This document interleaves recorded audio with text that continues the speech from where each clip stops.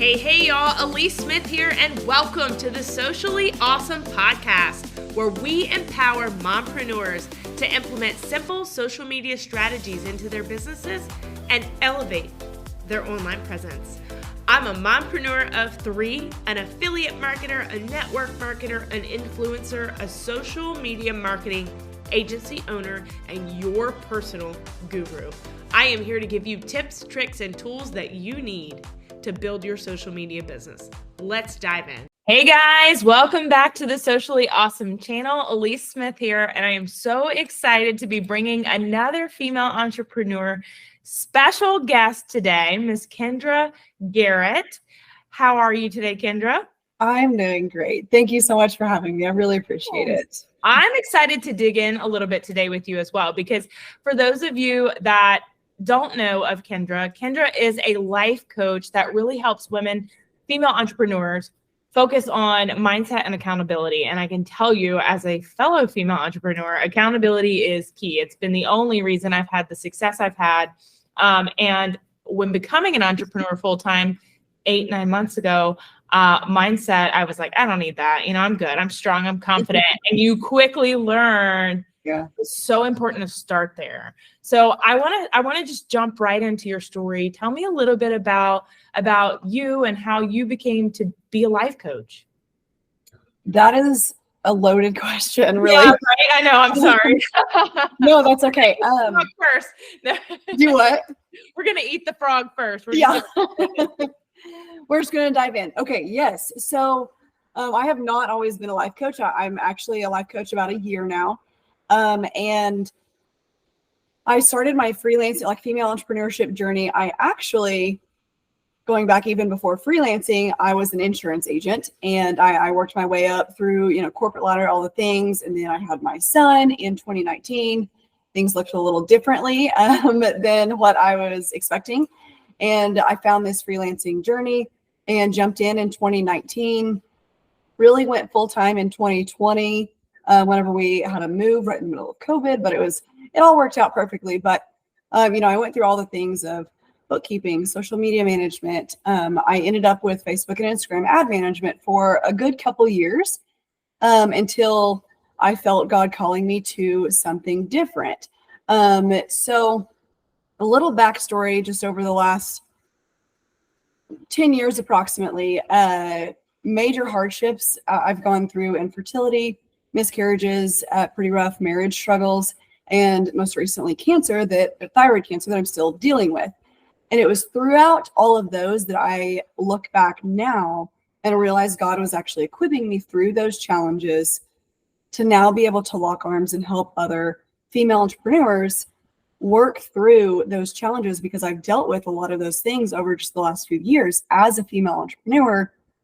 And I was tired. I finally just got to a point of, I was tired of waiting for the hardships to pass and waiting, okay, until we have another baby and then I'll move forward, and or waiting until cancer is done, and we're not. Like, I'm a year and a half in and we're pretty sure they found more. So it's not, there's never going to come a point where there are not any challenges in life. Even if you have a sick kid at home or, whatever that might be, we all have day-to-day struggles, and also like major struggles that are oftentimes out of our control. And I finally got to a point where I personally was tired of waiting.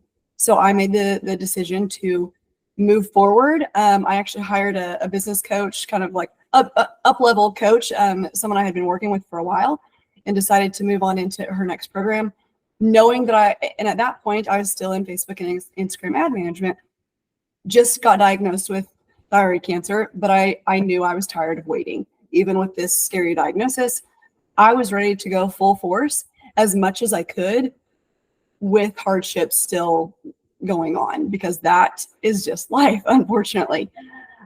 So throughout that program and just kind of doing some internal work and making sure I am listening to what God is telling me to do, I finally decided to listen about a year ago and started making that transition into being a coach. I didn't even identify necessarily as a life coach at that point. I just knew that the mindset work that I had gone through, I needed to help others work through that as well. And I love how you said at the beginning of, mindset, oh, I don't need to worry about that. I've got this. And so many of us think that. I was one of them, of I'll just push through. I don't really like the phrase push through because it just implies like a negative emotion of like, just like being torn, like to keep going. Like, yes, we do have to work through things, but like pushing through just is not a phrase I enjoy. And yeah, so I finally realized that I had to focus on my mindset. And that's what I now help my clients do, whether through one-on-one coaching or my group program, of we build that foundation first.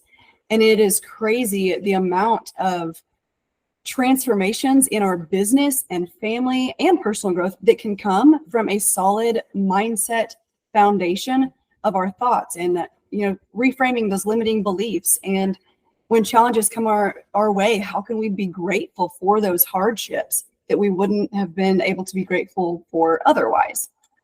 So that is really I just like to build that foundation because for me personally, I know how much that has helped me. And I'm now also getting the privilege to see how that is also helping others. And then it also brings new clients and, more time freedom and financial freedom and all the things. But that solid foundation needs to be built first. That was a long story short there. That's incredible. And like I said, I too went through infertility, and I wish I would have had a coach or been emotionally intelligent enough to know that I needed some sort of support during that time period. And even now after, just like you said, everyone's got something they're going through, and having the strong mindset really helps you be grateful during that time period, because I went to a spiraling depression at that point. And then, years later, finally have the baby, and then the baby has autism. And it's like, oh my gosh, this is another challenge. And it's like you said, you're never not going to have a challenge. It's going to be something, but your mindset shouldn't be that challenge. You can work on your mindset. And I wish I would have been, like I said, emotionally intelligent enough to know at that time period, like someone could help me. So I love that you're helping other women do that. And you haven't gone through and still going through your own struggles. I think makes it probably relatable too. It's easy to work with you, because sometimes it's hard to work with people that aren't still in the trenches, and you can really dig deep and be relatable to those people. I love that. So tell me a little bit about I know we talked about limiting beliefs and like some of the things that you do with women, but what does it look like to work with you? Do you have like daily sessions? Like if there's a woman, I know there's a woman out there right now that's like, gosh, I need a life coach. So like, what does it look like to work with you? What does your day-to-day look like with your clients and so on? Okay. First, I actually want to touch on something you just said that I can relate to as well during infertility, of a lot of why I love to get on and share my story is to be able to help those of you who are listening right now who might be afraid of sharing and being vulnerable because you are in the trenches. Because I was there when we first realized we were struggling having a baby. We did not let anyone know. For one, we still wanted to surprise our friends and family and things like that. However, we felt very, very alone, and like something was wrong with us because we hadn't heard it. We didn't hear of anyone going through it or talking about it. So that is why, like, if you are going through anything, whether it's something that I've been through or Alyece has been through, someone out there has gone through it as well. Like, you are not alone. If you feel comfortable of talking about it with someone, reach out to a close friend, family. Me, I am here. I never want anyone to feel alone and isolated, like something is wrong with them because of a hardship that they're going through that maybe you just haven't heard someone else's story about yet. So anyway, I just wanted to touch on that because that is one of the main reasons of why I do what I do.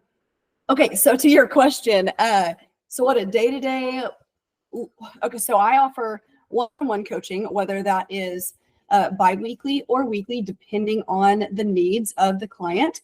What I really hone in on right now of what is most popular, I guess, with my clients is my group coaching program, Unlock Your Full Potential, where it is an 8-week program where modules drop every week to build that solid foundation. And then we kind of work our way up. It's layered with what we focus on is what is most important to you as an individual, not what society might be telling you.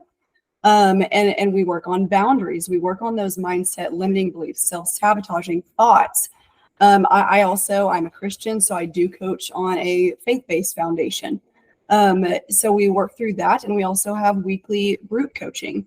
It's a small, intimate group, which I have found my clients really enjoy because they are able to connect with and help and support each other as well. And that actually comes with one-on-one coaching throughout that 8-week program too. So I guess, did that answer the question? Yes, it did. And I love what you brought forth as far as like feeling alone too. Because if anything, the idea of this podcast is to reach women that need our support.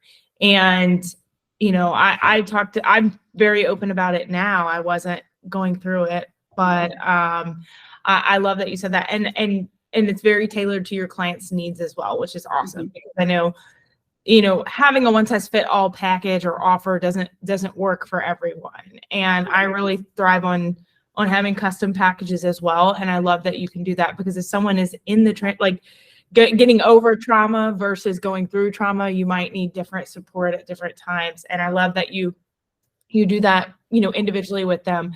So I will pick your brain a little bit about mindset too, while I've got you, because like I said, when I first got into entrepreneurship, that's like the first, in any course, any coaching program, that's the first thing everyone wants to work on. And I just wasn't ready. And then I get to like the 5th module and I'm like, oh, I got to go back to the mindset. Right. So I think it's so important and so key. So tell me a little bit about some practices that you would say to do daily for mindset. Do you do a miracle morning? Do you like affirmations? What are some of your key points that you do and you recommend to build that strong mindset? So that's a great question. There's so many things running through my mind of like, what do I want to say is like the best tool? But what I do, and I can definitely tell a difference in my day, whenever I do this or not, is I like to get up before anyone else. I've got a 4-year-old son and my husband. I like to get up before anyone else and have the quiet time. I do a devotional during that time. I also look at my calendar and just kind of sit and be with me and God, but also hone in on making sure that my day is aligned with who I am and the goals that I want to achieve. I also, at the end of the day, I have a 1-line-a-day journal. You can call it a gratitude journal or whatever you might want, but sometimes I use it to write out something that I'm grateful for from that day, or it might write out how I'm feeling that day. Like if I'm really emotional or something that happened, doctor's appointment results or whatever it might be, has just been and it's over a 5-year period. And I've been doing it for about a year now, actually right out a year. So it's encouraging to actually see what it's all on one page for 5 years. And as I go each year, I can see what I wrote, on this day, just 1 year prior, and see the progress that I have made. And that I think is sometimes overlooked because it's not like mindset. How do you measure mindset growth? So having something written down where I can actually see, oh, this is how I felt or what I was going through a year ago, or, eventually I'll be able to look back at 5 years ago. Right. It gives me something a little bit more tangible of how far I've come. And it gives me that encouragement and motivation to continue moving forward. I also, you mentioned like positive affirmations. I do like those. I actually have 3 written out for me right now. I recently listened to the book Soundtracks by John Acuff. And I got one of these from that, but I have everything is always working out for me. So whenever I get a bad test result or, something negative was said or something like that, or a negative thought, like I think, no, everything is always working out to me. I rise by lifting others, and that's my passion. I love doing that. And my life has unlimited possibilities throughout all of the hardships and day-to-day things. Like I can do anything. And I think a lot of female entrepreneurs that I have worked with and just seen in this virtual space over the last few years, there is a limit on their belief of what they can do based on what they have done in the past, or, like, I don't have the experience for that. Or, like, oh, I've never been good at this, so why would I even try? Right. Those, being able to recognize those thoughts and reframe it and ask yourself, is this true? Like turn it into, like, is this a fact that I cannot do this? More than likely the answer is no. That is just an assumption that was planted and you didn't realize it at the time, that needs to be uprooted and plant a new seed there with a new positive affirmation about who you are and what value you can bring to other people and what you probably already do. Sometimes we don't recognize the value that we're already bringing to the world. Sometimes it comes naturally, or you've just done it all your life. Like for one, I feel like I have always been a great encourager, a great cheerleader. But, growing up, did I ever think, could that turn into a job, like a career? How does that work? Right. But I recently realized all of that growing up, and I love to encourage and lift others up. It's a lot of what I do now, and reframe those thoughts to encourage them and give them the truth. I'm not spilling, rainbows and butterflies. I'm giving you the truth of who you actually are and what you are actually capable of. And it does require getting a little bit uncomfortable. I feel like if we are in a comfortable zone all the time, I just feel like that's not somewhere, like, yes, I want to be content, but I also want to be growing. I never want to stop my personal growth because I feel like there is so much more. I have unlimited possibilities in life. And I feel like to continue growing, I have to step outside my comfort zone a little bit at a time to get there. I love that. And that's so important. And, for the female entrepreneur, but also just for the woman in general and the mom and the person that needs to know those beliefs they're just in your head and they're not facts. Like you said, is it a fact? Right. Just because you've never done something doesn't mean you can't do it.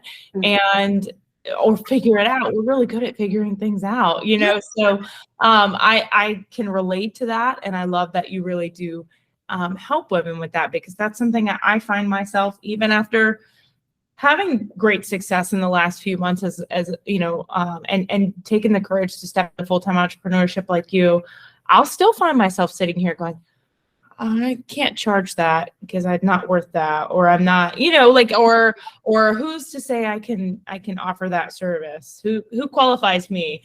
Who doesn't qualify me? Like who, I have to reframe those things, right? Because there comes that upper limit where you're like, even if you've had success, you limit out, and then you have to go back and work on mindset. And that's why I think it's important to have it as a daily practice. Mm-hmm. But I love the idea of the one-line journal, because that is something that I am not super consistent with. I have 20 journals that 2 pages are filled out in each one of them, kind of thing. Yes. You know what I'm saying? I'm like, I'm going to get a new fancy journal and I'm going to start journaling. Yes. 2 days into it, and I'm like, oh, I just can't. And a lot of it's my brain's just 90 to nothing. So I find it really hard for me to sit and slow. Mm-hmm. The same thing with reading. Like I try to read 10 pages of a book a day, and I have to do it at night.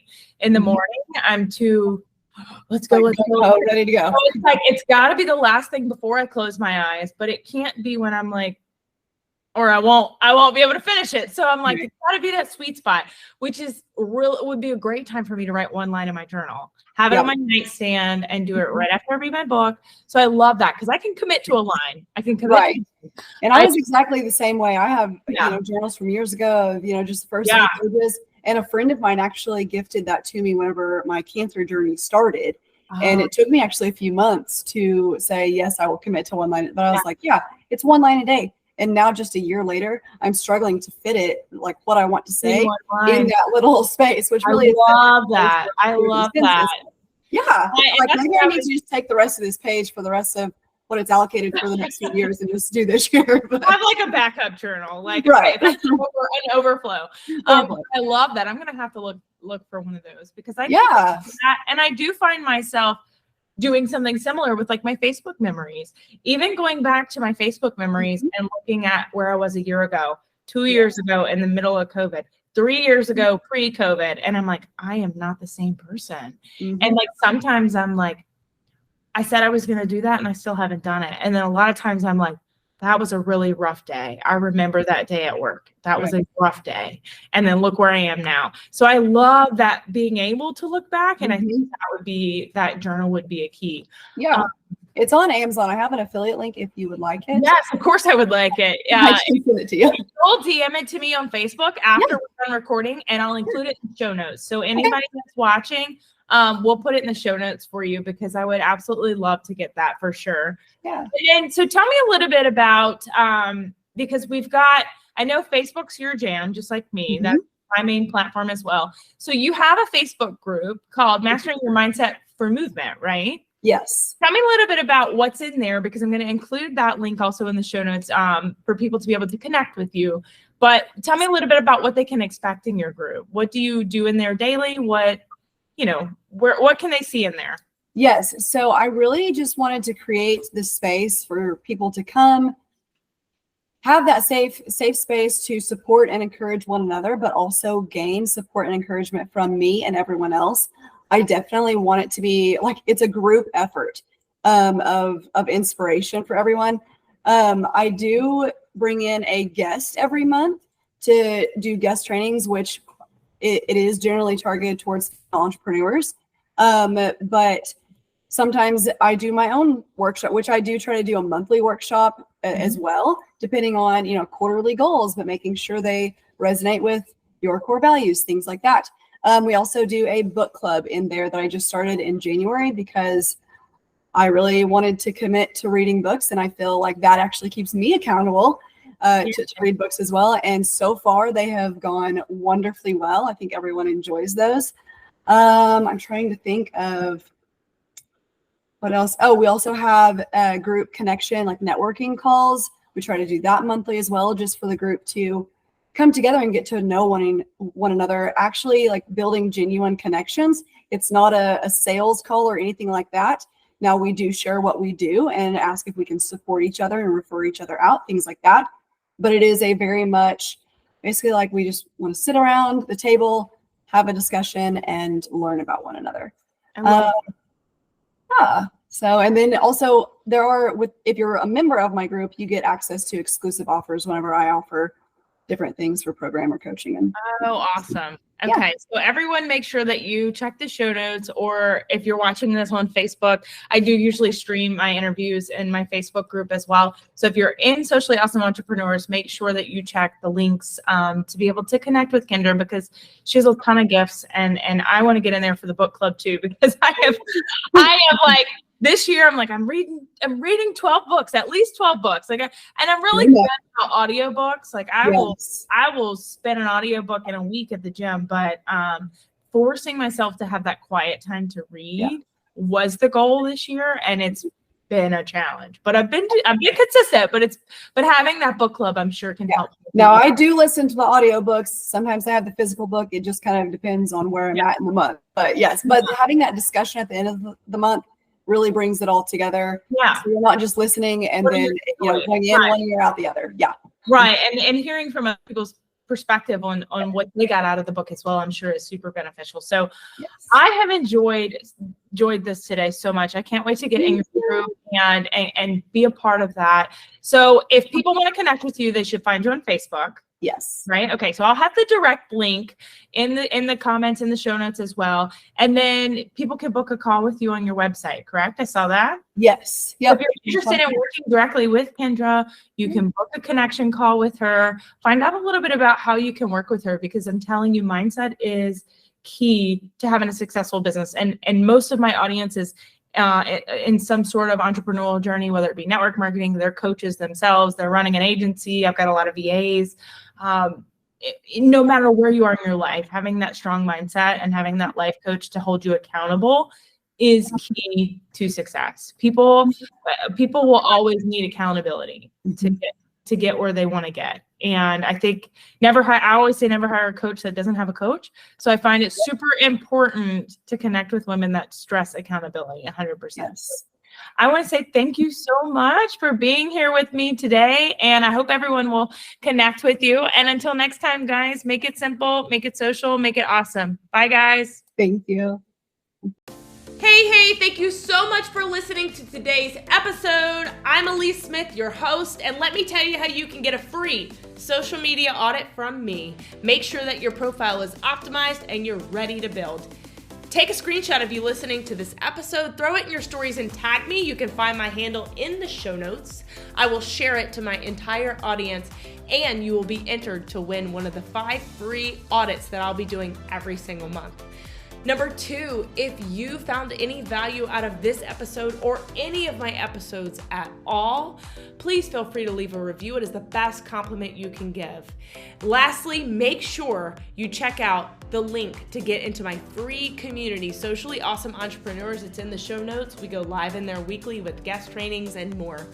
Until next time, make it simple, make it social, and make it awesome.